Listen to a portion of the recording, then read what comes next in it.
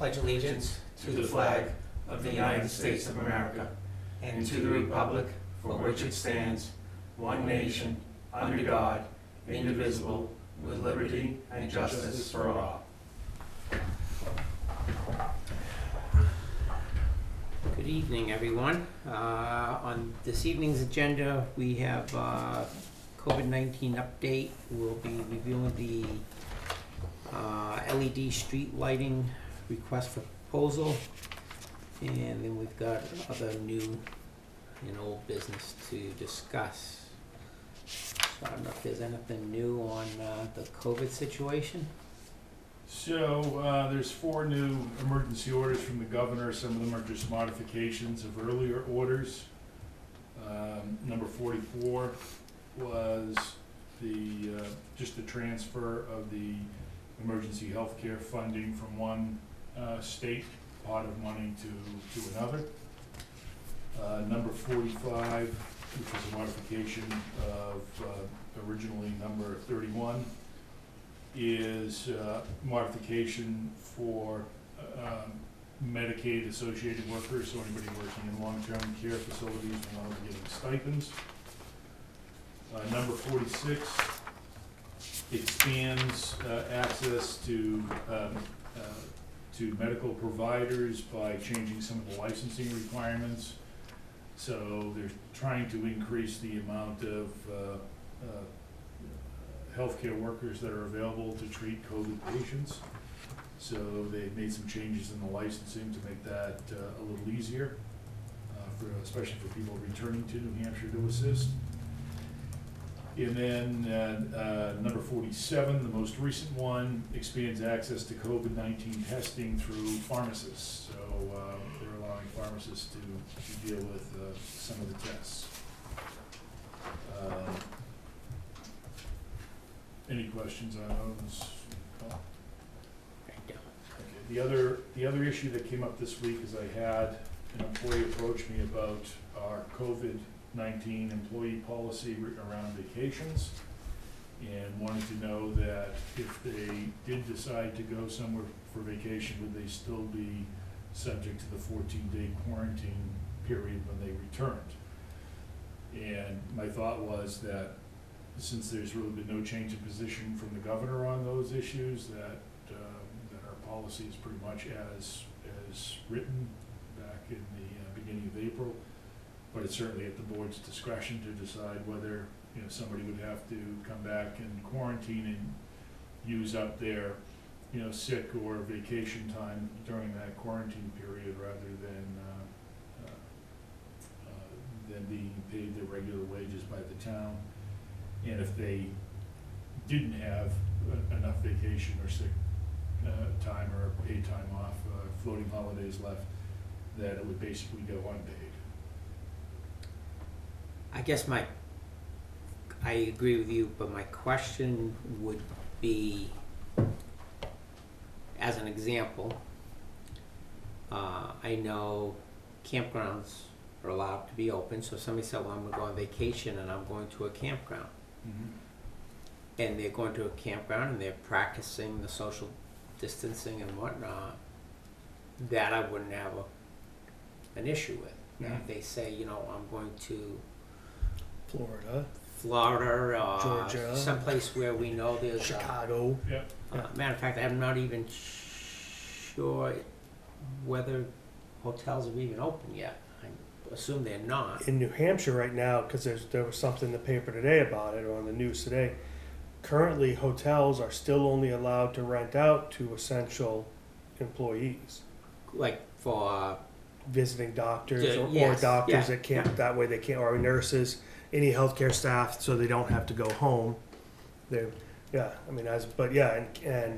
thing is, and as far as campgrounds, like you said, it's campgrounds within certain rules, but even, like say you have cottages on the property, like say you go to the Cape, and I wouldn't recommend going to the Cape, or something like Rye, okay, we'll use Rye, New Hampshire. Okay. They have a hotel there, and the hotel also has small cottages out, maybe little 2-person shower, shit and shave type things. Sorry about that. Yeah. That's what I was introducing. I realized I'm like, yeah, that's a description. They can't even open up the little cottages because it's part of a hotel. Okay. So, but that's the type of thing. It's so. Recommendation is, I agree with Scott as far as that goes. But I agree. I understand. Like if they say, no, I'm taking my camper. I'm going up to Lincoln to the KOA, and only every other spot, and you've got to follow these rules to be a. I really don't really have an issue with that. Mm-hmm. But no, if they said, nope, we're getting on a plane for 6 hours, enclosed space, we're flying to wherever, coming back, yeah, I might still have an issue with that. Yeah. So I guess it'd So be we more need of a, more information Yeah. on the destination Yeah. and the circumstances. Right. Okay. And I think that may be what we have to do for a little while, is that it's going to be kind of at the discretion of the board. It's like, well, did you fly and visit Chicago for 4 days? Yeah, not the smartest idea right now. Right. But, yeah, did you, Because I think that's where we came up with that policy to begin with, was like for the hot spots type. yeah. Exactly. Yeah, yeah. Yeah. And, okay, I will try to get some additional information and give the employee guidance depending on exactly what the circumstances are. While we're discussing that, the announcement was made, Hillfest is postponed / canceled so their date is now July of 2021. So Okay, they're, so they just pushed it out the whole year. yeah, they Yeah. just canceled, Yeah. and they're already booking acts already for 2021. But the talk came up when I went back to the Children's Fair group and kind of talked about it.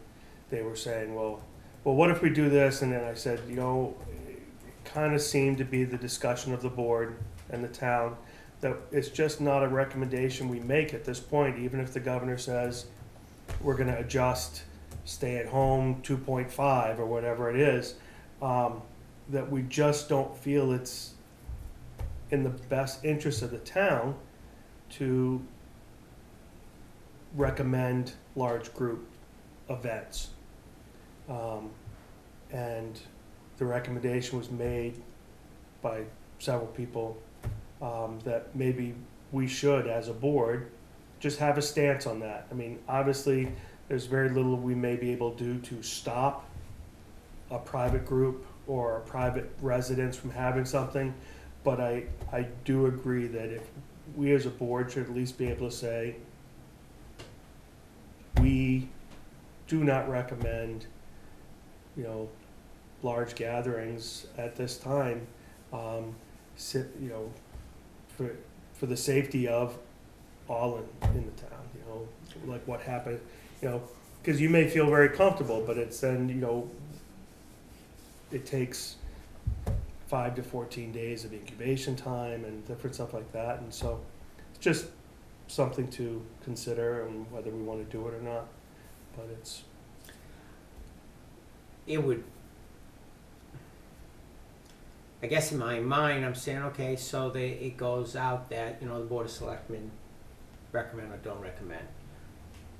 More to the point, I think the Board of Selectmen should be advocating that residents should be practicing what the executive orders coming down from the state are. Not that we're looking to differentiate from what their recommendations are. I think if you're asking that this board confirm that our backing is with the recommendations coming down from the state, we can entertain a motion for that. But to say anything different, I don't know that we don't have that authority. Because we can control the things that we can control that are under our direct supervision, but not outside. no, and I'm not saying Yeah. we can, but Even outside entities, the direction from the Attorney General is the police are the enforcing authority for that. Yeah. And, So- and because they gave them no direction on that with those hotels today, the police sent all the information to the Attorney General's office and said, figure it out. Because the Attorney General says, yeah, it's on the police. But what do the police have? Is that something that we have the power to say if caught? For example, the easy one, we'll say someone decides they're going to have a yard sale. Mhm. Okay? Well, Attorney General told the police department, you have authority To enforce to the enforce executive the order. executive order. Okay? But there's nothing, they can't write a ticket, they can't do a citation, they can't, all they can do go up and go, this is against the rules. And I think that is what the Attorney General even stated, is that, no, there is no monetary ticketing system or whatever, but they should be approaching them and let them know, look, yard sales are not allowed under the executive order, and we'd ask that you refrain from holding a yard sale. So I think when you're approached with that, you're normally going to abide with it versus, well, how much are you going to fine me if I don't? You know, and I'm not saying that somebody wouldn't come out with that remark, but I think that the police should be at least aware, and I'm sure they are, that they are the enforcing authority and that they should at least broach it. And if somebody were to say, I really don't care, I'm just going to do what I want, then we would have to get direction from the state. Now, how does it get handled? Mm-hmm. We see this as a major concern if it's a major item. Yeah, so just for clarification, as of last week, they did relax the yard sale Yeah. piece Mhm. of it. Yeah. However, they didn't relax the maximum number of people, you know, it's gotta be less than 10 people in a location practicing social distancing. And that applies to any event. So any gatherings, unless the governor does something in the next week or two to change that, they're still enforcing the less than 10 people in a gathering, and they have to be practicing social distancing standards as described by the emergency orders. And the police are, according to the Attorney General's office, the authority to do that. You know, the question is just, you know, how heavy-handed could the police become? And I don't think our police department is interested in No, and I'm doing not, anything except maybe educating people what the policy is. right, and I guess, I mean, that's what even, so Nashua's done their whole mandating on masks. Yeah. And they said you can be fined up to $1,000. The city council said that. Now, the police department, because of all the different stuff saying, that they're more inclined to work on the educational piece of it than the fining, you know, the monetary fines. But I think it's one of those ones, if someone looked at them and went pound sand, well, now you got a fine, you know. And I just want, I guess it's upsetting to me that we ask our police department to do something and have enforcement of a government order. And I understand it's an order and a direction, not a law, but to give them no spine on it is, I think it's a detriment to, I think it's unfair to the police department, and I think it's a weak stance for us as well, but that's my opinion, so. I feel like, I don't know, it's a good position, like the educational point of it. I don't know, like it is a stance on it, like that we're not gonna go above and beyond what the state legislature is. And I don't see how there's anything wrong with that, like having the police go down just to notify people what the rules are and how they're supposed to be conducting themselves. Yeah, I think if there was a situation where, and we'll go back to the yard sale, and somebody had 30 people, and a police officer just drove by and said, well, I'm not gonna contend with it, that I would be disheartened with and we'd have to address. But he gets out, he lets them know, hey, this yard sale, either yard sales weren't allowed or now they have the 10 minimum. You Right. need to try and control this. And I think and I'll clarify this with the chief, but I believe, for instance, if you do try to educate somebody and ask them to disperse, and they don't, I think there are other existing laws like civil disobedience that they could apply in this environment. But I'll try to clarify that with Tim. And again, I don't think their intention is to. Yeah, no, and I'm, you know, I just, you Better know, things to do. Yeah. I just, you know, we're gonna have graduation season coming up shortly. And I know there are,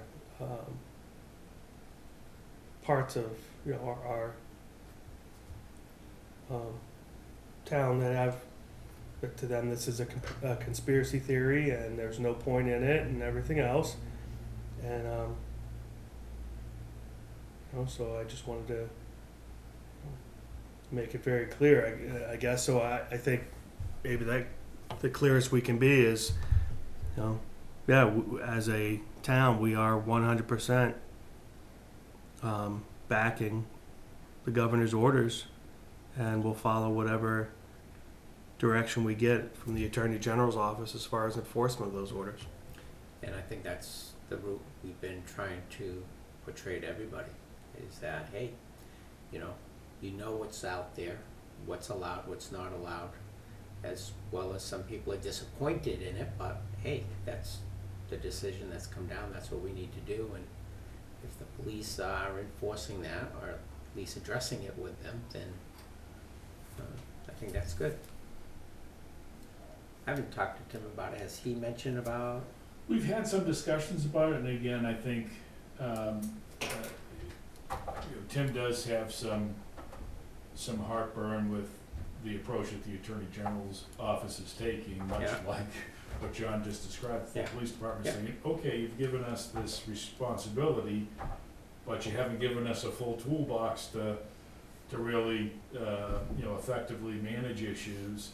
And I think that's where Tim is that, so, you know, no problem, I think, with the educational part, but I don't think, they wanna devote a lot of resources to being heavy-handed. I mean, some communities are going over the top on this. Not necessarily in this state, but a state south of here. I think that, you know, Tim would rather take a less confrontational Yeah. approach with people, which is, I think, just generally what our policy is as a police department in this town anyway.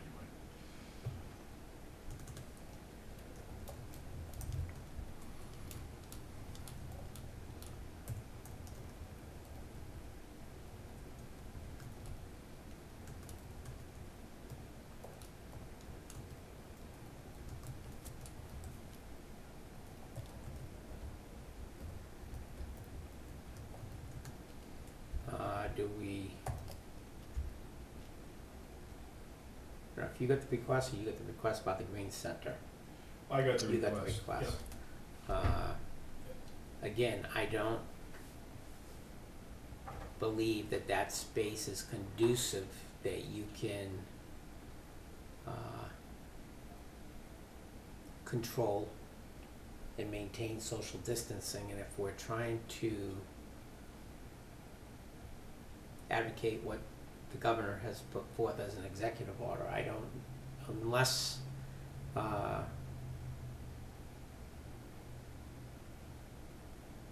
people that are overseeing the Green Center can come in and present a plan for how this would be controlled, I don't see that we should be allowing that to open. I mean, because I don't know how many people are normally there volunteer-wise on a Saturday morning, but if there's 4 of them, that means there can only be 6 other visitors, all spaced out, wearing masks at this time. And when Yeah. I know I've driven by there and you see the front of that, what was the school portion, filled with cars, I don't know how we would, or how they would even be able to control it. They'd have to get more volunteers to Right, they'd have to have someone at the door basically regulate it. regulating. Yeah. I went to a store the other day out in Nashua, and if you went in the store, you had to have a mask on. When you drove up, they had one of those sandwich boards outside, says please, it was basically like, you know, instead of please wait here to be seated, it's please wait here until you're told you can come in. And you stood out there, and he says, hey, somebody else is leaving, then you can come in. And I went in, because he asked, he goes, how many people are there? And my wife, and he goes, okay, well, when this guy leaves, you two can come in. And until we left, or someone else left, no one else would go in the building. And that was 2 employees. So it was 2 employees and a maximum of 8 people, and that was it. But you waited outside, and you didn't go in. So that's how they were handling it there at that place. And it's a small store. You know, the whole store is maybe 1.5 this room. So Is So that it's how the the big- process, I'm sorry. No, that's it. Is that how the bigger stores, like, was it like so much of their capacity is Yeah. what they're allowed to have? I think like 50% of their capacity. yeah. Mm. Well, Home Depot, I tried to go to the easy one the other day and not have to go in the store. Home Depot used to have propane that you could just swipe your card outside and swap 2 tanks and be done with it, so you didn't have to go in. Because I knew it was going to be busy anywhere on Memorial Day weekend. No, machine's broken.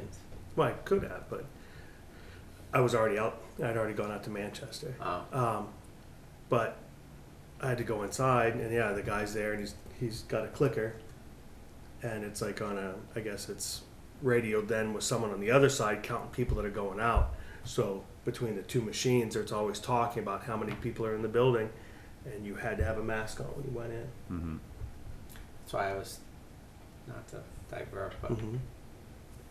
I'd gone to Home Depot probably 3 times, and there was no mask requirement. Last Sunday when I went, it was, oh, you need a mask.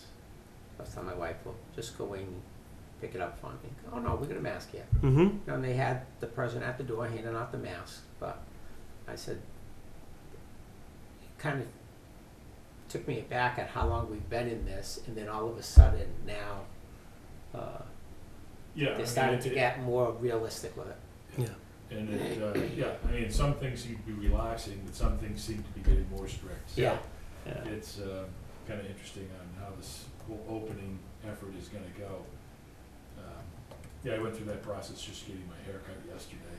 You know, gotta book an appointment online, gotta get there, gotta let them know that you're there, and then they take you in, gotta wear your mask, gotta. They didn't have to call you from your car?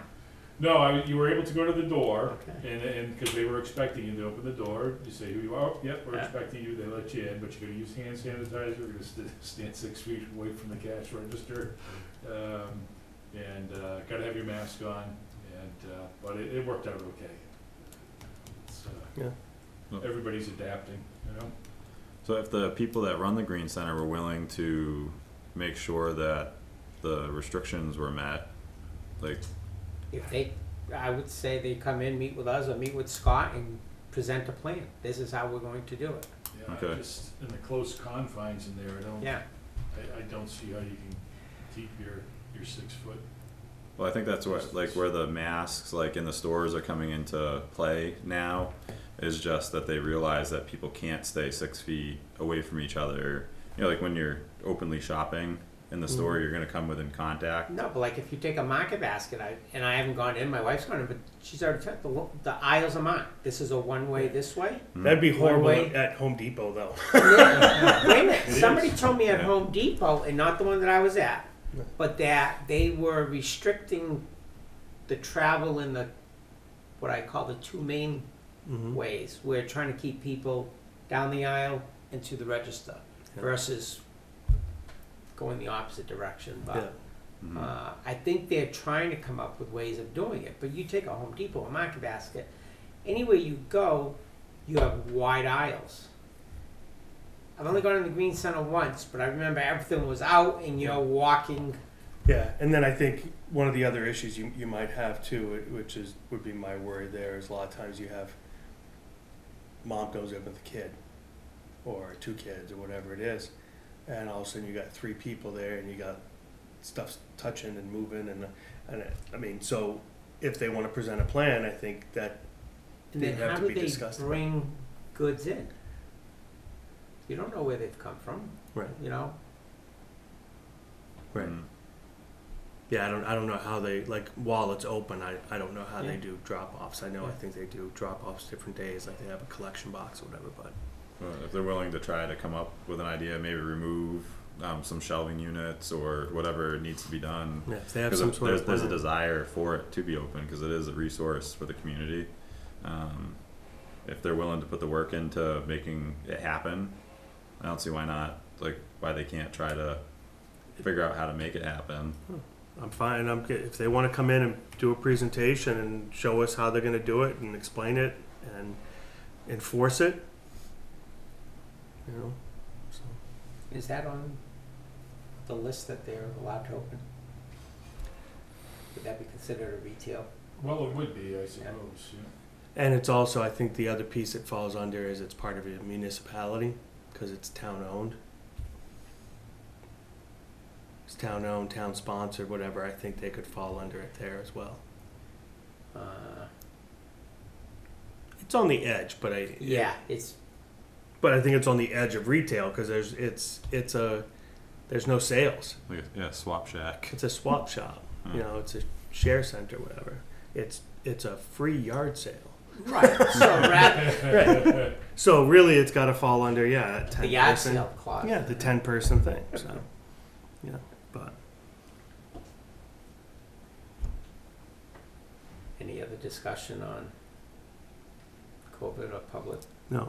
Okay. So, well, other than, what do we wanna do with this building? The governor's order right now ends on the 31st. You know, we don't know what's gonna happen beyond that. I mean, it's working, honestly, it's working very well the way we have it. I'm, again, not hearing any complaints about the way we're able to serve the public.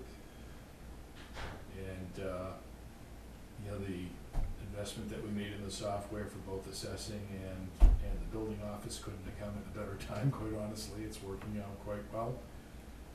And, you know, But I'm assuming all employees are working here right now. they are, right? you know, Okay. we set up everybody with the work at Yep. home, but,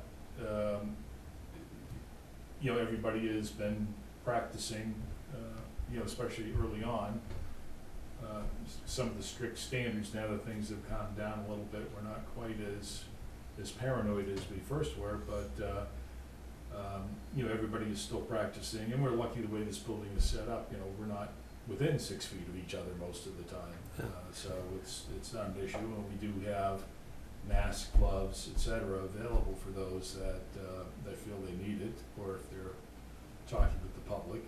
And again, we have the advantage that our building, because we have glass windows already, we don't need petitions, because we already had the petitions, you know, in place, where other town halls are putting up plexiglass petitions between the public and the employees. So we're actually in very good shape overall.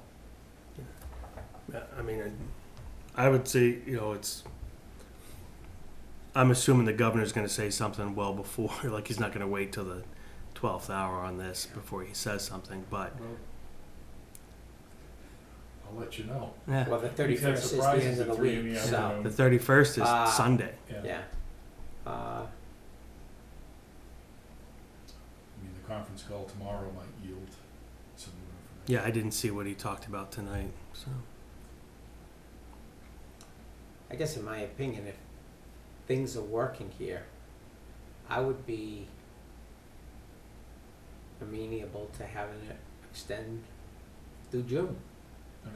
you know? Yeah, unless something drastic changes or we get some, yeah. Yeah. I'm fine with that.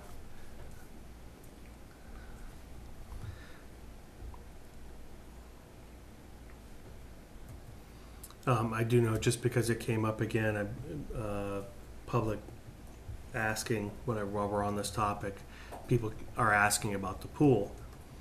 And the biggest issue that I see as far as our pool is not the body of water itself and what we can do, it's all the supporting areas, the pool deck, locker rooms, front desk, all that sort of stuff.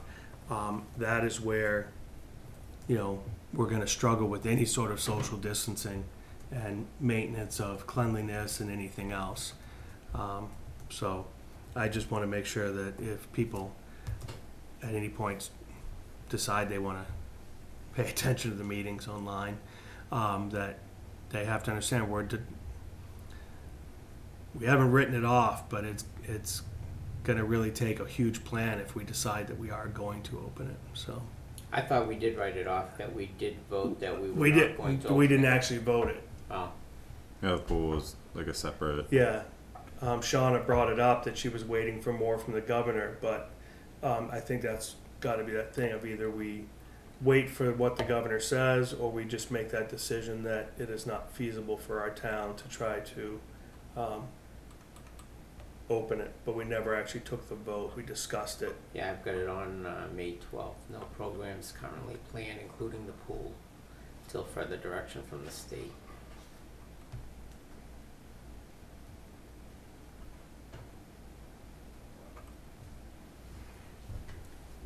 And whereas they haven't opened the beaches yet.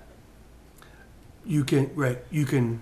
They have, but you can't sit there. Right, you can walk. You can walk through the water. You can go swim, but if you put it down a Oh, towel, you can go swim? you I can didn't go- think you could go swim. yeah. But when you come back, while you're drying off, you got to walk around. You can't. He says literally, if you put down a towel and sit down, you got to leave.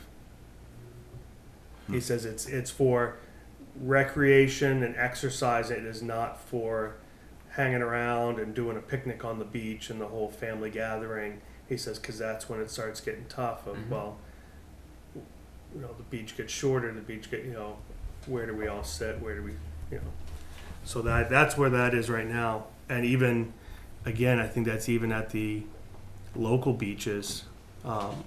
He said the other day, because someone asked, well, what are local? He says, we never closed town beaches. So if you have, like, what's the one up in, is it Fitzwilliam or Greenfield, the state park up there? He says that they never actually, or if you have a town beach, Yeah, Jaffrey has a town beach. right? He says they never said those have to be closed, but they're social distancing, and you can't just hang out. It's for recreation and exercise, not for hanging out on the beach. Well, actually, I was reading the article in today's paper. Is it Cunningham Pond, Peterborough? People that have gotten the 2020 permit to go there need to call and make a reservation. And they have between, looks like 10 and 2 and 2:30 and 7 p.m. Those are the windows of opportunity. And so there, they are limiting Right? How many people can come in? go. Yeah. So some of the towns that have town beaches are starting to open up, and what a few of them are doing is, instead of opening up their bathroom facilities, etc., because of the constant cleaning issue, is they're renting porta potties and having the porta potty service come and clean them a couple of times a week instead. And that way they don't have to worry about cleaning their facilities all the time. They just have a service and outsource the whole thing. So, I don't see how that helps. No, and that's and that was funny. I actually someone posted that the it other helps drain your budget. There. Yes. Exactly. And that was it. Like this town had a single-use brick bathroom facility. It was just mom, dad, kid, whatever. It's a family, but it only had one toilet, one sink. That's it. And they closed it, put a porta potty up right next to it, and said, you can't use this single-use bathroom, go use that single-use bathroom. But no one's going in and wiping down the inside of the porta potty in between uses any Right. more than they would have gone in and wiped down the big bathroom in between uses. So, but no, like I said, I think my issue, like I said, is if we were to open up the pool, you have congregating on the pool deck itself, and that's where we start to get that issue. Well, they normally have 3 lifeguards on. And I don't know if there's the 4th person or whether it's the 3rd, but inside registering. Yeah. So how many people are you really gonna open the pool for? And then how do you regulate? I guess you'd have to regulate times. Like you just get 5 minutes in the pool and then you gotta go, or so you can make sure everybody gets their turn or something. Come in at a certain time, you're gonna sit in this corner and Right. the next one. Yeah. Sounds like And then you're gonna, possible to manage. and then you'd have to have, Then your mask, an- that becomes a waterboarding issue, I think, right? Well, I think not only that, but I think the biggest challenge now is we have Shauna in there as interim. We haven't done anything regarding hiring people. I think it's gonna be a difficult challenge at best to even try under best conditions, never mind trying to then deal with what we need to. So if necessary, I'd make the motion that we not open the pool for the 2020 year. Second. All in favor? Aye.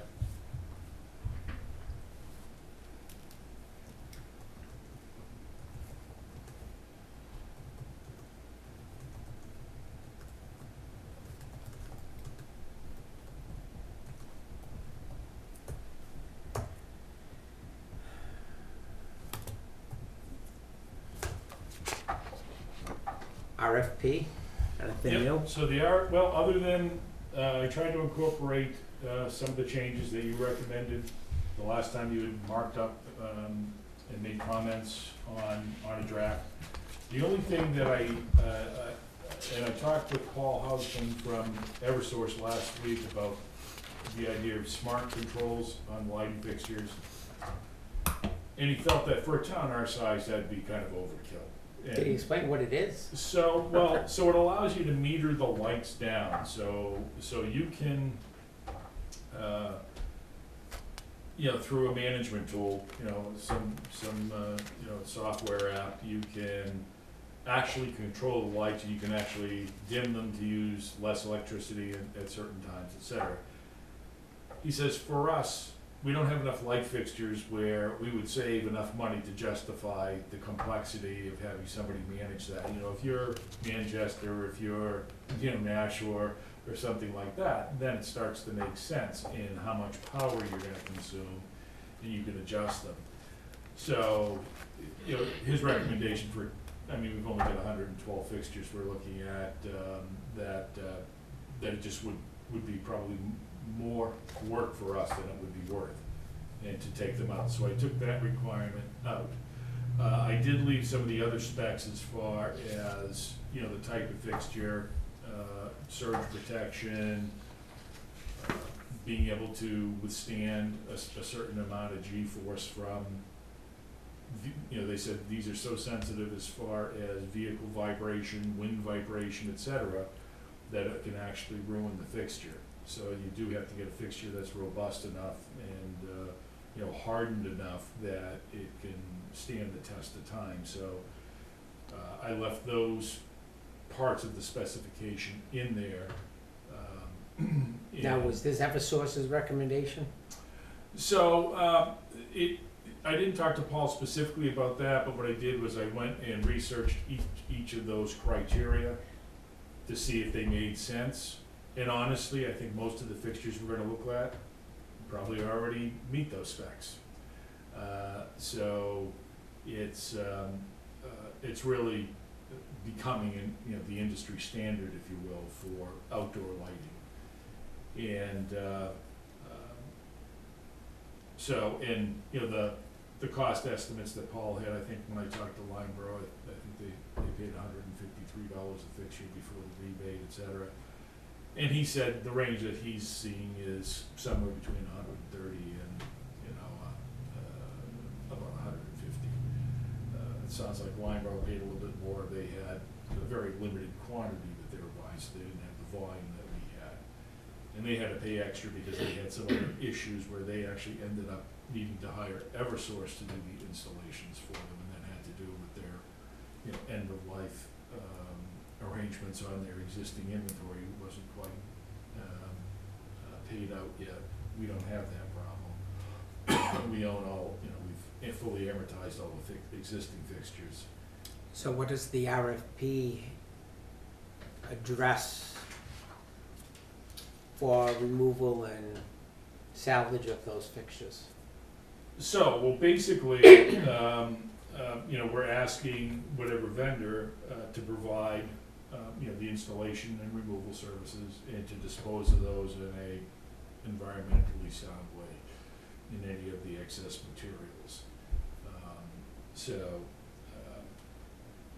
So that's what we have in here as far as removal goes.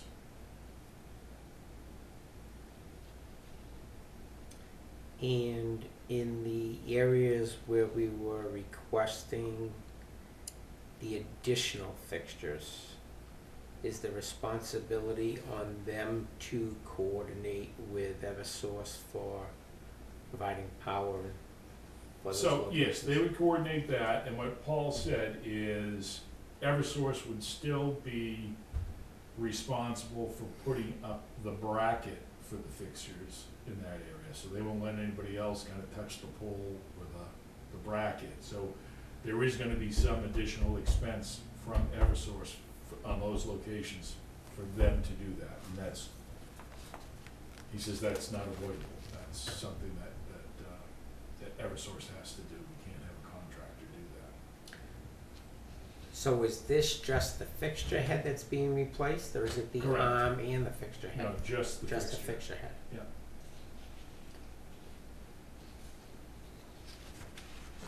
So the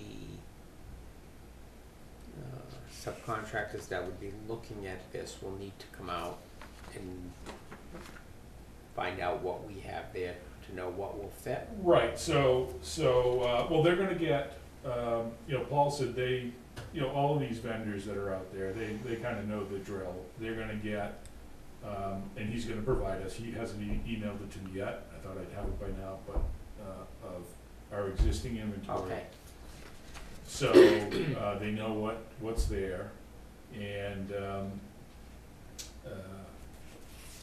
from that point, they can base the replacement. He says, and typically, typically it's 25-watt units that they end up bidding, in most cases, that's the most common. And they're just gonna go by the inventory that Eversource provides them, plus whatever changes we wanna make as far as additions or deletions. is that in here? So I haven't done it. I do have the documents in here, the last few pages. So I have the, Okay, these are the ones with the notes. right, so I don't have a clean version of this, but But you do have the changes. I do Yeah. have the changes to the very last sheet. Yeah. So I'm gonna try to merge these two into a clean form. Is this what Eversource will send you? Correct. So Okay. he's gonna send us an updated version of that. Good. And we'll make that Exhibit A for the RFP, so they'll see what they're bidding on.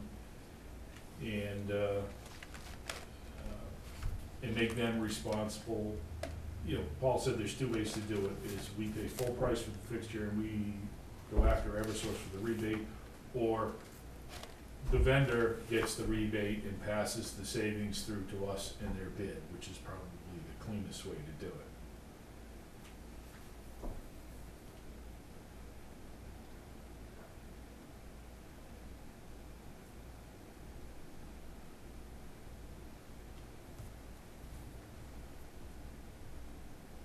Which would be the most economical way of doing it.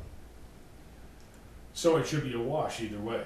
Except you're I gonna have to. suspect it's not. It's not, because I'm guessing you, well, I think either way, because if we pay full price, then we have to pay full price. And then you don't know when Eversource is finally gonna cut you the check, or are they gonna give you a credit on your bill, or whatever No, it is. you're gonna have to submit the documentation that And then it's been wait. done. Right. Where if it's a vendor and they put it through, you may not get as much, but Well, you're we up can front. Well, we can always ask them to bid it both ways. Right, but then our upfront cost will be much less, Yeah. because the, whatever rebate will be built into the price. Right.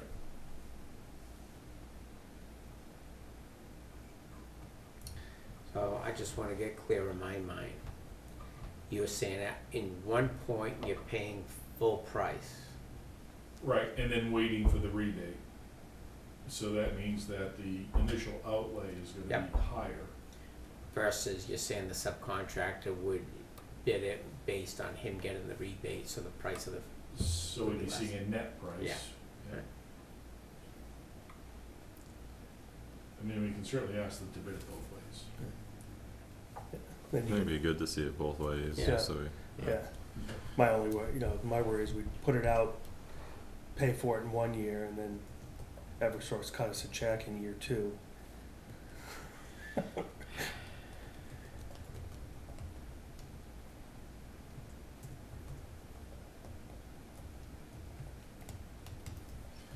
And then it would just be establishing whatever dates you would like to stick in there, or would you just let? I'd like to get this one out ASAP, because we've encumbered the funds, Yeah. so if we could get this, Trust Scott to set the dates. And I wanna give them enough time to, because we're gonna have to probably have a vendors conference and give them an opportunity to have enough time to do their own inventory verification.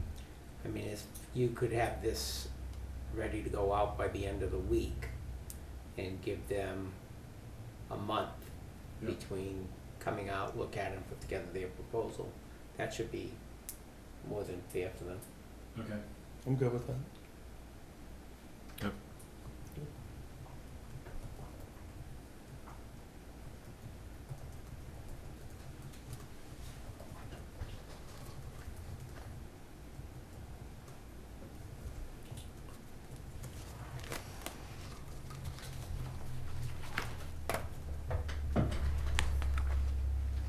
Did Scott, did Bob Rommel ever contact you about the light at his?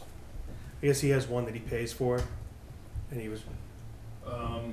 No, he hasn't Okay. reached out to me on that. No. I mean, I remember you mentioning it, but. Yeah, he has one he What is pays. it? Well, I think there's one, it might be like by the entrance into Sayre or whatever. Yeah. He pays for one there, and he'd like to get it switched over, so he didn't know if there was, whether he would have to get the town to temporarily accept it, put it on the inventory, and then take it back after. But he's got it there though for entrance to his business. Yeah, but it's on, I think it's on Ashby Road though. So, he was just, I think it's at that driveway, but yes. Right, but I mean, like when you and I drove, if we Right. saw it, we'd delete it, you know? Yeah, So if it's one that he's paying for, to light up the entrance for his tenants, let's Right. say, I would think that should be on him. no, I understand that, but he wasn't, so it was just a discussion on whether it was something he could, To get it changed, you To- mean? yeah. He says, yeah, I mean, Yeah, how would that Right. one? right, so, I don't know, but I just didn't know if he'd reach Well, out to I you. guess.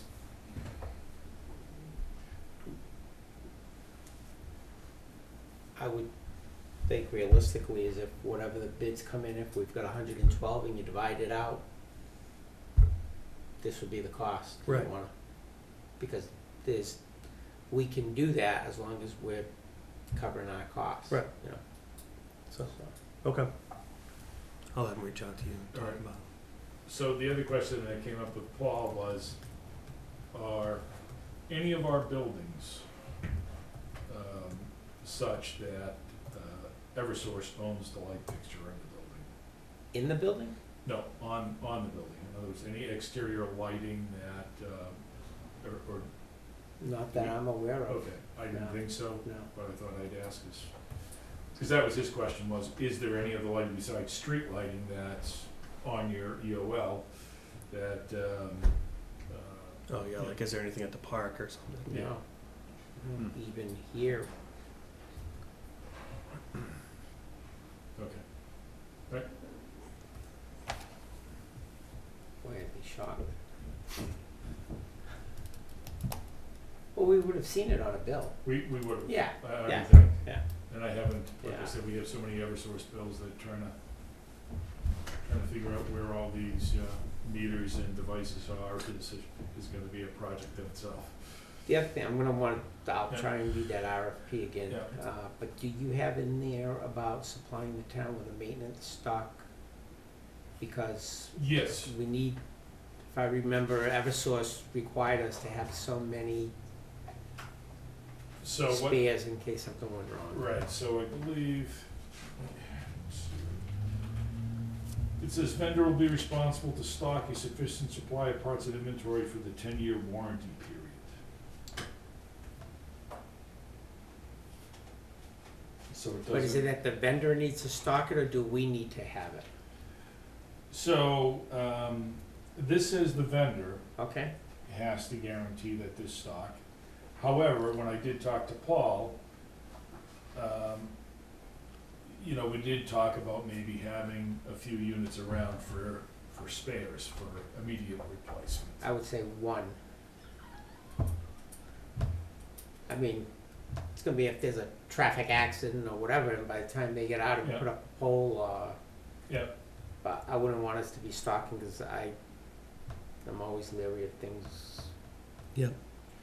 getting damaged or walking or, yeah,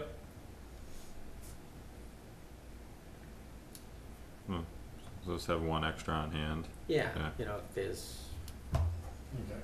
some reason something goes bad, you have one, then you can order another one to Yeah. replace it, but to have, you know, 3 or 4 of them out there, I think they would tend to, Yeah. Yeah. get damaged or disappear. Yeah.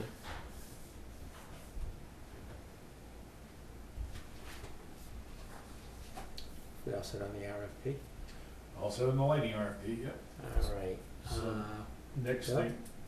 Oh, I'm go sorry. ahead, go ahead. I guess we're into old and new business. Yeah, So, want to have a discussion on the paving bid to see if we could award that tonight based on the updated numbers that I sent you earlier today. hate it when you do that. They're in there. Got hard copies, your spreadsheet and Peter's spreadsheet. But you got Peters, right? I got both. Okay, cause that's what I was just gonna bring up. Yeah, they're both in there. Okay. I'm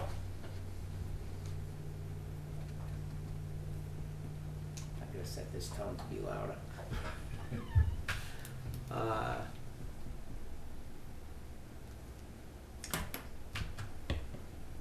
I admit,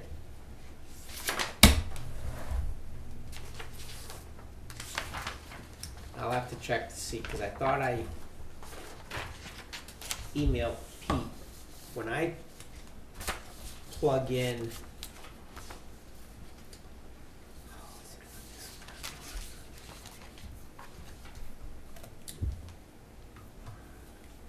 The value on his revised quantity.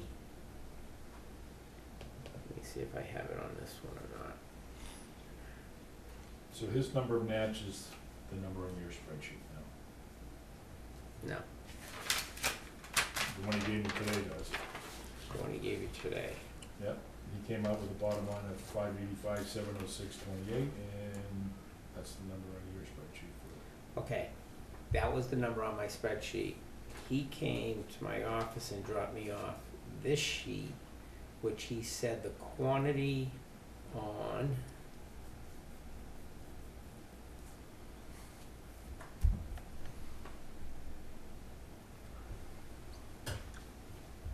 So which, this must be Peter's here, Right. Yes, Okay. yeah, Alright. yeah, because I've got yours on my phone, if you don't, yeah. if you need it forwarded to you. No, I've got it here, 16, 29, 12, 6, 7, 8, 27, 6. Right, so originally, I think he. Actually, I might have it Because when I plug these numbers in now, using his quantity, here. Yeah, he originally had 49,709 per square yardage for Ashby, and he revised that to 27.6. 27,6, Okay, which agreed with your number. but now, once I put that 27.6, Yep, I'm coming out with 565,995. That's why I thought I sent him an email on this thing. Well, it's because he changed, like this one here. Okay, Right, this one here was the one that I had done based on the bids okay. and the quantities. But then but the numbers that you sent me the other day are different than the ones that are on this sheet right here. So, cause right here, like, in the email that you sent the other day, Yeah. we have Binney Hill Road at 18,999. This one has Binney Hill Road at 16,390. It has the original 2-inch binder at 41.79. So this one here, the original one, based on Peter's quantity, was the 18,999. Okay. Then he came to my office the next day, he says, all my numbers match with you except this one here I changed. Okay. And that was the 16,390, okay? And then he changed both 2-inch binder, 2-inch top as well. 2-inch binder, 2-inch top. On all, he actually changed all three of them are different. From this to this, the second number is different on all three of them. The 2-inch binder, 2-inch top for Binney, or for Binney, the 2-inch binder on Ashby, and the 2-inch, or on Hubbard, and the 2-inch top. All three of those numbers are different between these two sheets. Okay, so let's just say I take his quantity, plugging in Allstate's unit cost, Mm-hmm. they should match, Yeah. shouldn't they? Yep. They don't. Well, what I'm saying is, So so are on, you saying the 585706 is the right number? That's the latest and greatest that So you this is the provided? one he gave me this morning. Okay, 585,706.28 is what he said his bottom line number is. okay, I've got 27,600 Yep. yards on Lower Ashby Road Yep. with, I got here, let's follow along, Lower Ashby.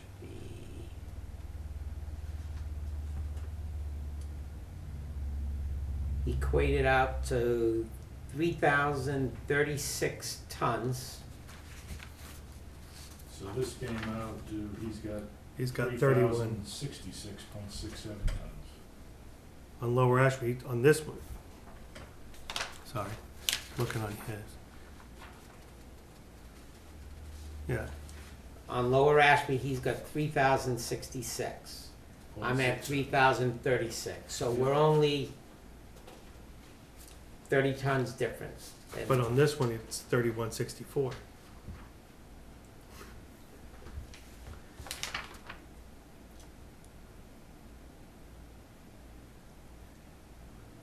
$31.46? 31.46. Right, these were with 27.6. Right. But what I'm saying is, these two numbers match, but like the bottom line numbers match, but you're giving me the different numbers aren't matching. All right, So, what I've got on here now, Lower Ashby Road, 27,600. mm-hmm, The tonnage is equated by, you take your square yards, you multiply it by the thickness of the paving, mm-hmm, multiply it by 110, divide that total by 2,000. That's the same formula used throughout, okay, okay? So that equates out to 3,036 tons at 67.45 a ton, should be 204,778.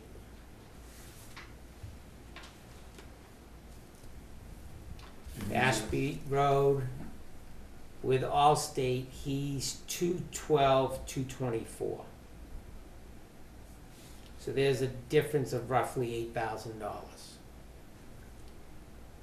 Let's just kind of keep that in mind, make a Yep.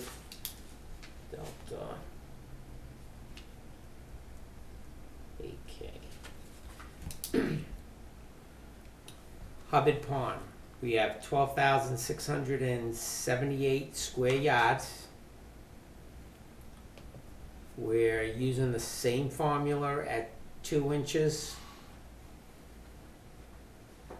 We have 1,300 and, call it 95 tons. This is for He- Hubbard Pond, This is at Hubbard Pond. and he's got 1408.67.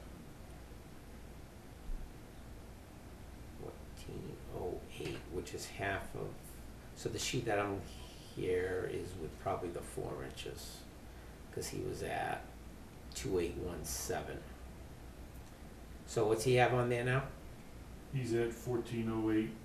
1408, okay, so we're 14 tons different there.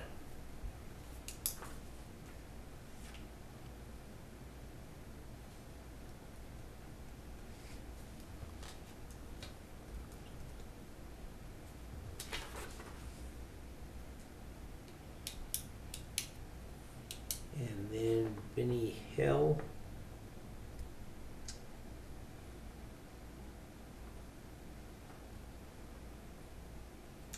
We've got 16,390 yards at 3605 for the tonnage. He's got 3642.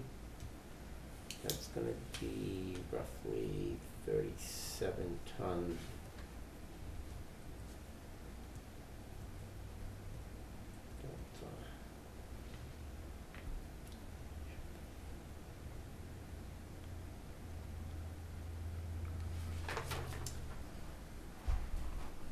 And then using the reclaim number of 119 for the 16,390, we got 19,504.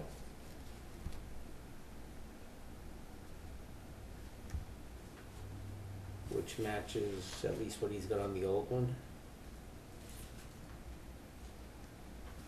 And on Hubbard Pond, the fine grading at the 35 cents is 4437, which matches with his. So going back to Ashby Road, that's the one I didn't write down, his tonnage. 3,066, so that's a difference of 30 tons. 30 ton delta. So 37, 50, 67, 77. So the difference is 81 tons.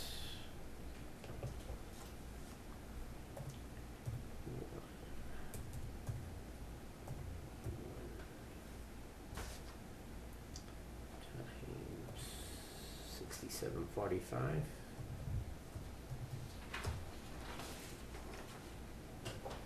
Is 5,463. And I'm at 540, no, go back. 565,000, call it 566. And if you were to add the difference of the 81 tons of 5,000, you can call it 6,000, you'd be at 571. And you're saying he's at 585. 585, 706.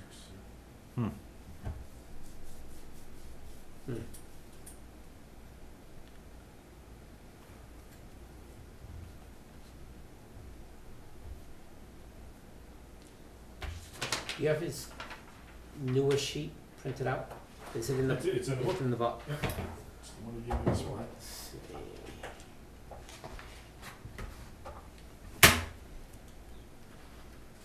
Yeah, they gave me that one, and then we had. I'm not gonna look at that one for now.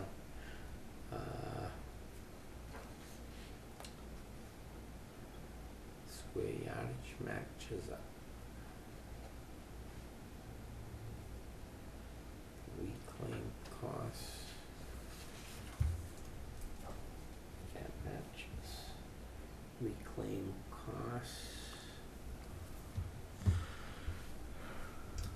19,504.10 matches.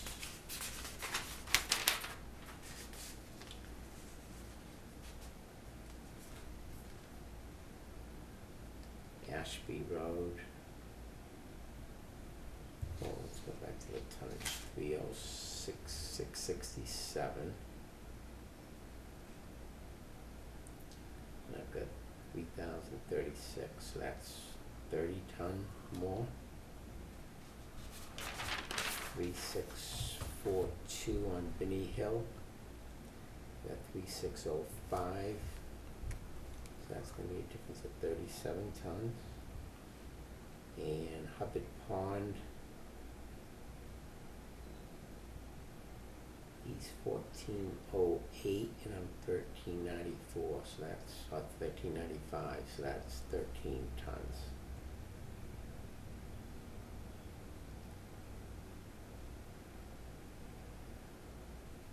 That's the 80-ton difference, but when we're not matching up with the numbers. I guess even if he used the virgin price, it still only makes up another 8,000 and 4437, the week. Oh, wait a minute. He's calling that grading. Hubbard Pond. Okay, he's causing, but it is the grading, so that Mhm. matches.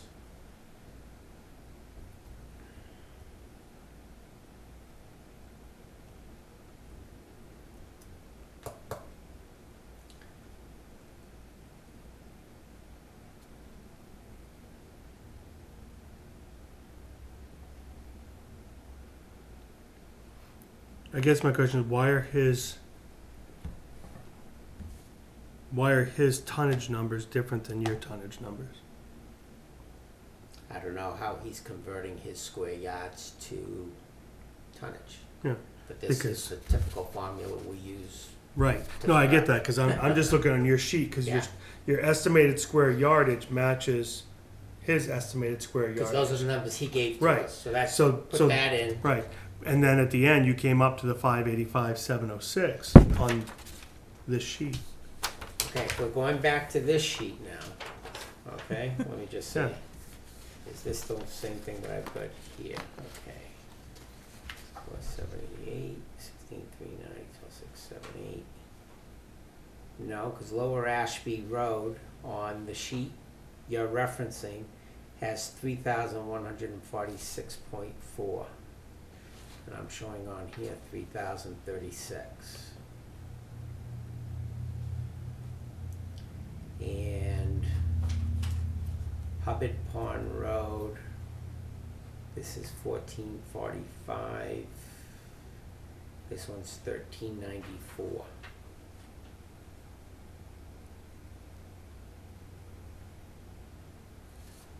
so who created this, like this one right here?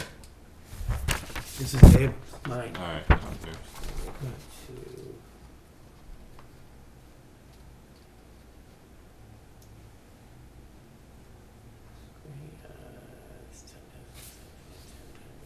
To make sure that formula is correct. 27.6 times 2 inches thick times 110 divided by 2,000.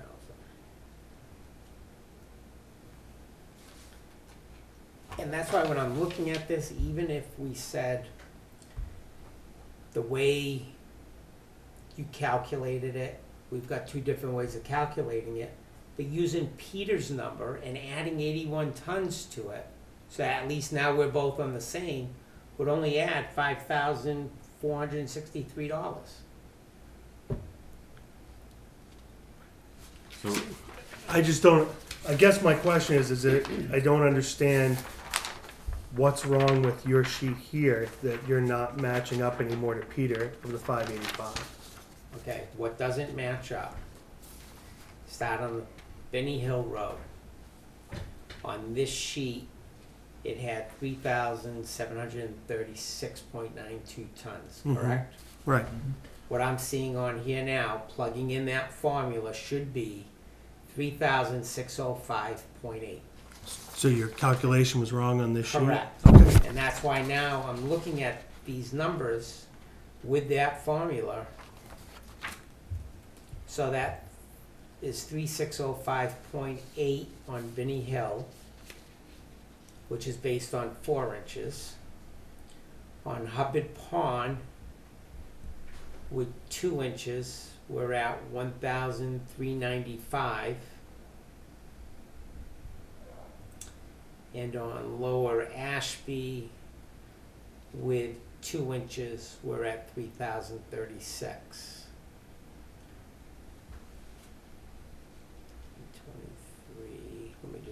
sure the sum total is right. D and E. That's right. So on Lower Ashby Road, just the paving costs alone is $204,778.2.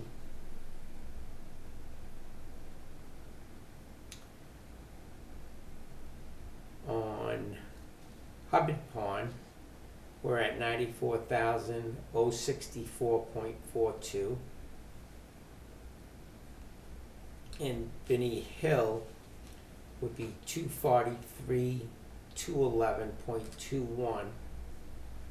And those total 542,053.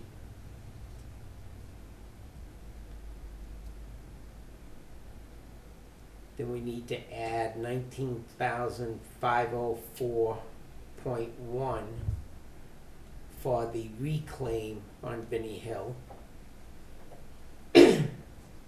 And the 4437.3 for the grading on Hubbard Pond.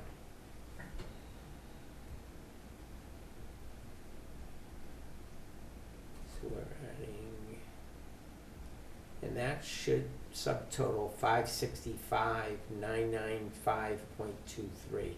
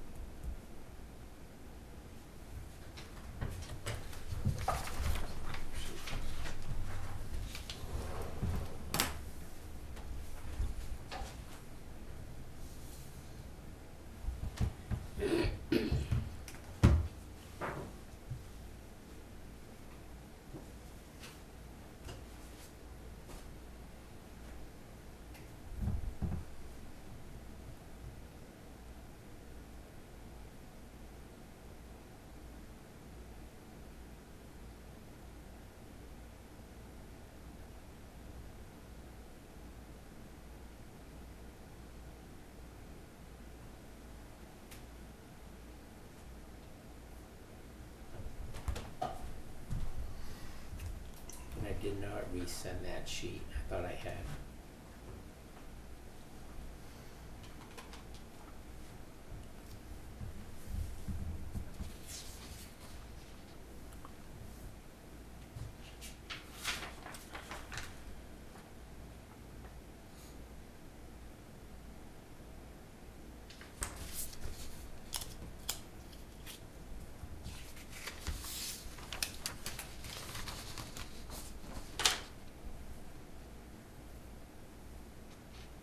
Don't understand how. I don't understand because last week when we just did quick calculations, we were at 607. But Peter came back and changed the yardage. I think it was on Binney Hill. Actually, Sean, you mentioned it.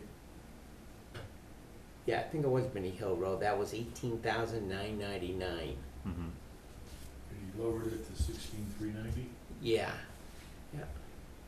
Well, that accounts for that. But then, like, when did you make this sheet, the one that we have in the binder, that, like, the numbers are all, like, the tonnages are higher than what you're coming up with That now? was, I think the day after last week's meeting. yeah, because everything that I had done during the meeting, when I went home to clean it up, to email it to Scott, Yeah, I inadvertently deleted it. So Oh. I asked Scott, leave me the bids out, I'll come by, pick them up, and recreate the sheet again. yeah, So I had recreated it.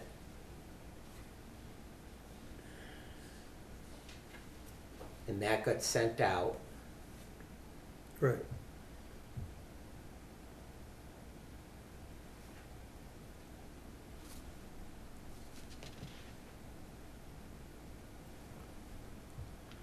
Cause it looks like he used the numbers from this, like that sheet that we have, like the tonnages, like your conversions most likely, He didn't or use them numbers. because his numbers would have been, Oh, that's true, yeah.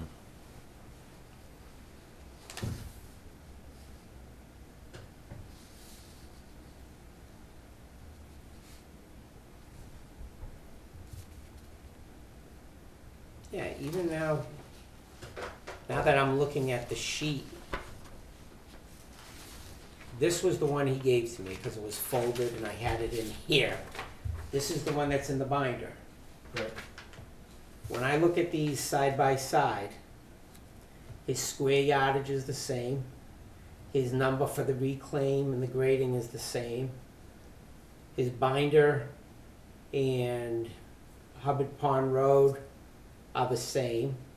The topping's the same. His total is the same, but when you come under tons, on the one he gave to me, he was 9,526.22, and the one that you have in the binder is 8,117. That's 1,400 tons difference Yeah, on his sheets.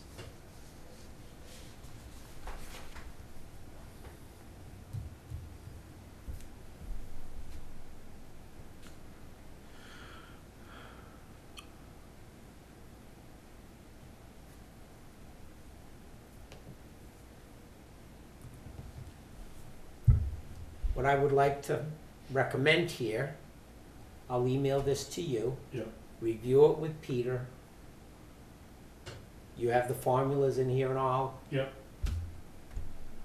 Get it awarded, Okay. but Yeah, 'cause I prices mean, of where the numbers are. Yeah, Because 'cause I right mean- here, when I'm looking at his tonnage and his price, his total price never changed, that's a difference of 1,400 tons. And I think if I took 14, backspace, equals 1,400 times 67.45, $94,430. yeah, we're not that far off, but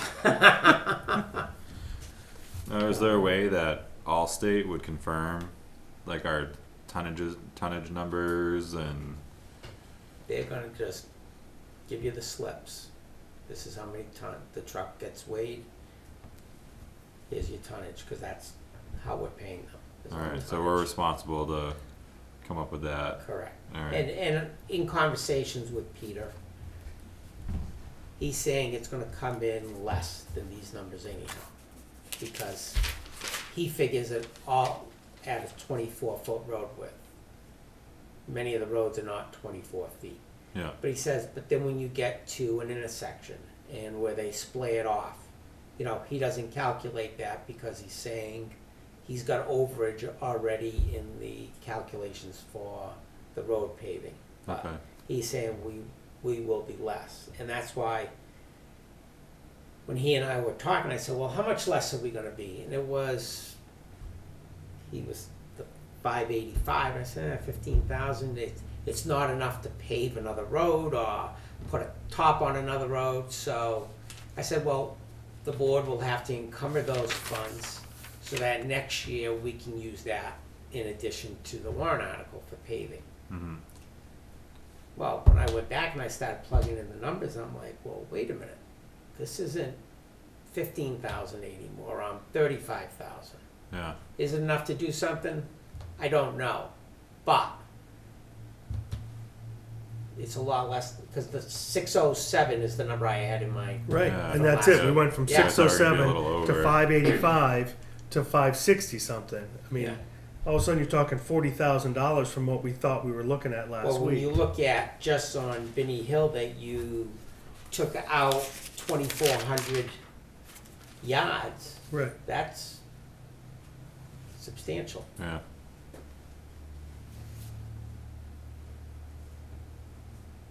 And of course, it's 2,400 yards at the 4-inch thickness. Yeah, because yeah.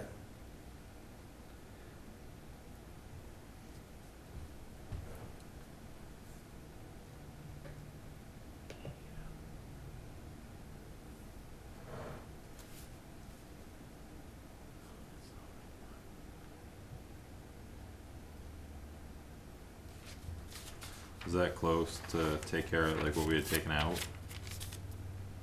Cause we had omitted a section, We had omitted putting the top on Hubbard Pond. yeah, We couldn't even come close to putting the top on. okay, yeah, cause it'd be another Yeah, 97,000. $97,000, Right. yeah. Yeah. but, yeah, if it's 40,000, is there something we could patch considerably or, something, I don't know.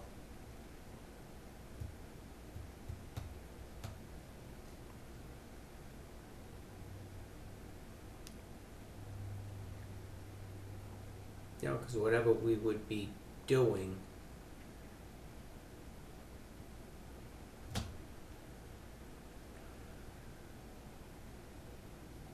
Yeah, if it's 40,000, have to be less than half the length of Hubbard Pond. How long is Hubbard Pond about? It says 12,678 square yards. Yeah. So it's either that, like I said, you encumber it, and roll it into next year. yeah.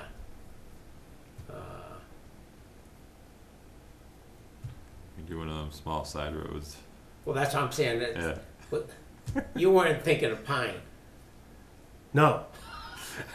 No, I mean, originally we talked about taking the turn onto Pine, Yeah. which, I mean, it Which doesn't. we will be doing. He Right. typically goes like, that's like an intersection. When I was Mhm. saying we go 30 feet to an intersection. mhm. But to continue on down, I'm like, and that's what, when you're saying, well, what else can we do? What's And going really, through my mind is what other roads are adjacent to these that we Right. could, Yeah, because once you go onto Pine, there's, I think if he goes those yards, I don't know. There's the condos and one house.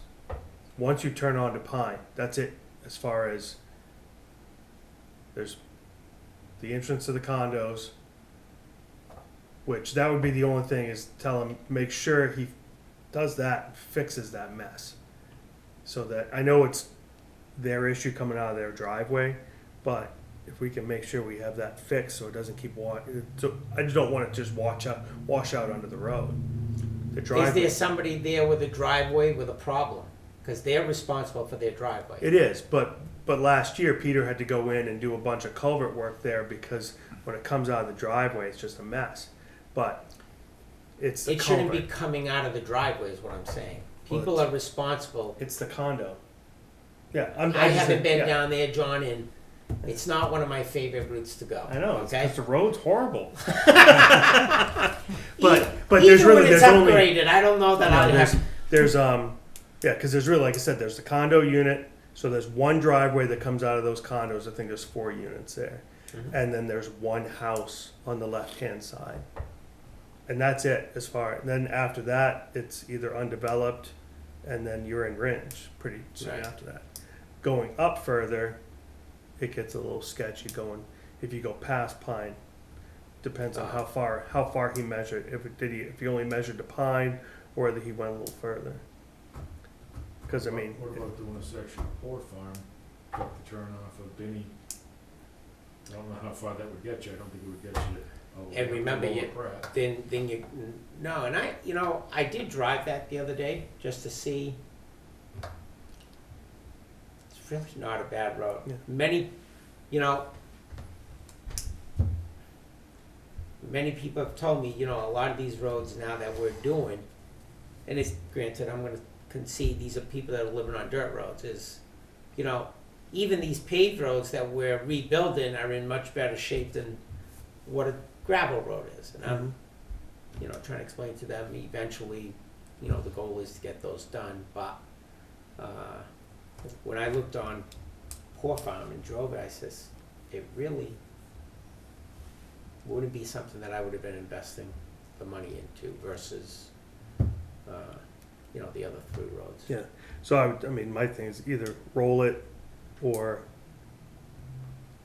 continue a little bit past what our initial investment was on Hubbard. If he was stopping right at Pine, or how far up he was going. Once you pass Pine though on Hubbard, probably a half dozen 5? houses, yeah. Yeah. I mean, it does get, I mean, that's the sketchier end is you know, Yeah. because you have less But I- traffic, it muds up pretty bad. And 'cause isn't it's the not last packed down. house though in Ringe? Or the last couple of houses? It might be that you might actually cross into, like, onto a net road. Yeah. Hubbard Pond may become a net road because in Ringe, it's not Hubbard Pond, it's a net road. Because it's the one that comes off of, out of the park. That's a A mess. snowmobile trail. Yeah. Oh, it's a mudding trail. People take their bikes and everything up there. But I wouldn't have I mean, but depending on what Can we you could check do. with Pete tomorrow if I don't get a chance to talk to him to see, I believe he went to Pine with it, and whether or not, what that distance would be to finish Hubbard Pond Okay, to the town line. yep, okay. And let me send this to you.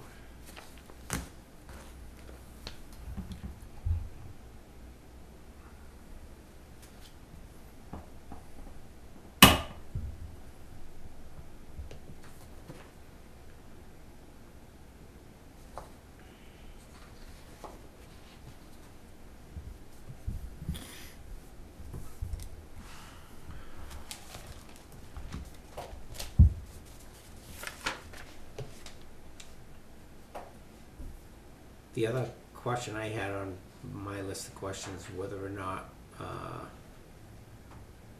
we're at a point where the board feels we should be meeting every 2 weeks versus every week now for the summer. And my suggestion was gonna be meeting June 2nd, 16th, and 30th. We meet 3 times in June with gaps in between. Yeah. Yeah, I think let's play it month. The 2nd, the 16th, and the 30th. Gives us 3 meetings in June, Yeah. but 2 weeks apart. What about the rest of the summer? I was gonna take the rest of the summer off. Oh. I would say, you know, even if we have to do that, decide, I mean, meeting on June 2nd makes sense because we have to see what the governor says come Sunday night at 11:59 and 59 seconds. He wouldn't do that. So I'm good at least through June saying, yeah, every other week and Reassess as reassess, we go along. only because make sure nothing weird happens. But last year we met every week because we were in such a mess.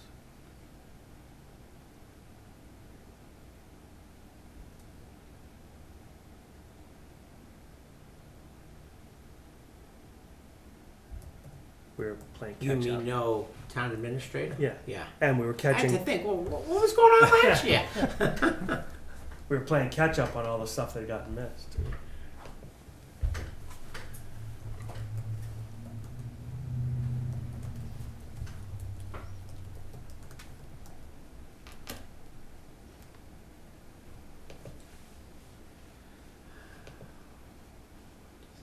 As long as it's not a cockroach, we're all set. That's Nope, just I think it's one of those stink bugs.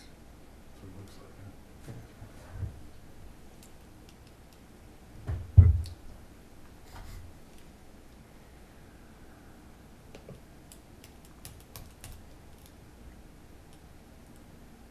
Okay, I just sent that off to everyone. So we're gonna meet.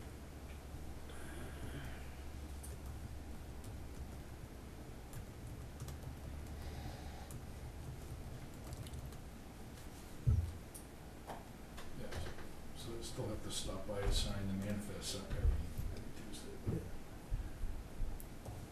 Really?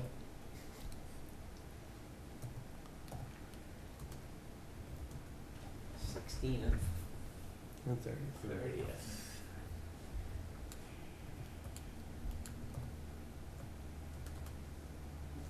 What time are those usually ready by the manifests? So, well, it depends. Sometimes they're, could be as late as 4 o'clock. Okay. Doesn't always happen that way, but that's kind of worst case scenario. I mean, Mhm. most of the time, they're probably done before noon. Yep. But there are times that,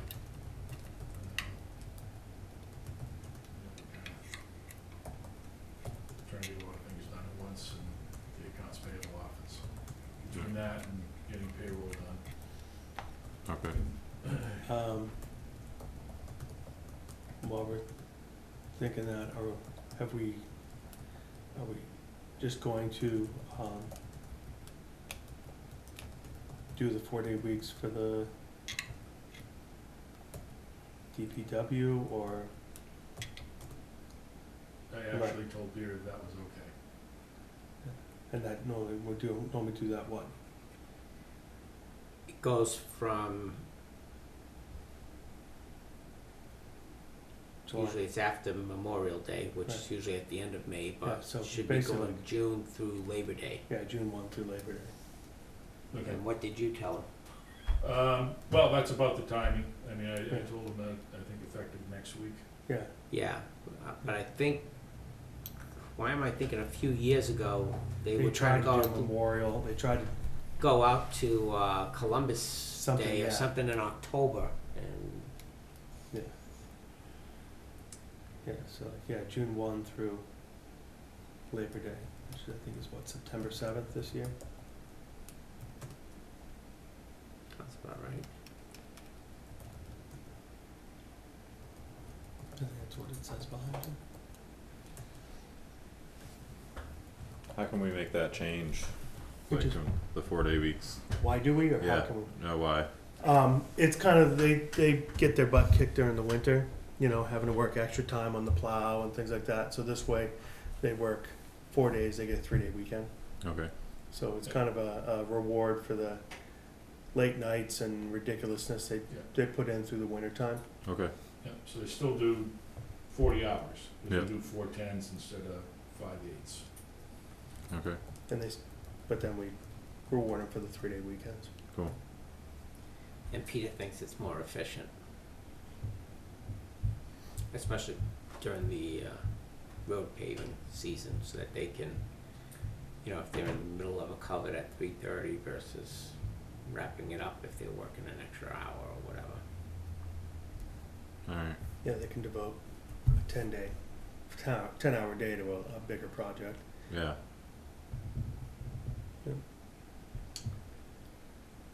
Any other new business? Scott's got something here, I don't know if, it has to go to non-public. Yeah, so, non-public, regarding litigation, Jim. Did anybody have anything before we do that, though?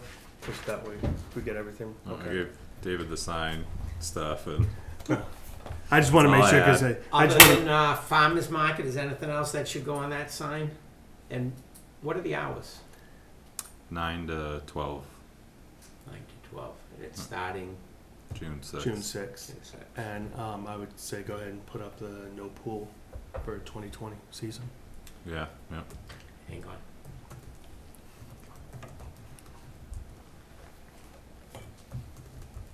Should that go below the farmer's market or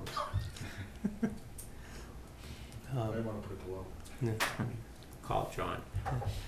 Just only put it on one side of on the sign. Maybe even better. Is you're leaving? Yeah. Market, As you're coming back from Greenville, you can put it on that side. 6, Quick, the side, and you gotta be quicker to read. Yeah. 9 to 12. Town parking lot. Yeah. And I'm sure she's got something. I'm sure it's gonna be more spread out than it has been, so. Mm-hmm. She's got Okay. directives. Okay. Motion to go under, non-public under RSA 91A3, for, pending claims and litigation. Second? Second? All in